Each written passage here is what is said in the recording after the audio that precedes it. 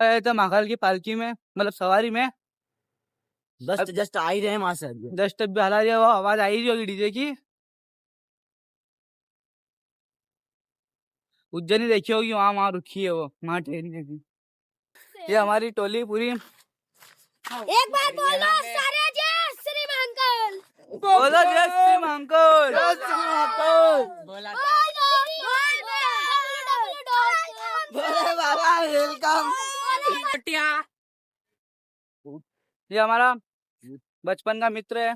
मैं मतलब मैं हाँ ये लड़का घर में रहता था। नहीं, ये तो बचपन में ही है। वो तो बचपन में ही है अभी। क्या ये घर पे रहता था। ये बचपन में ही है अभी। ये दोनों ये सारे बचपन में है।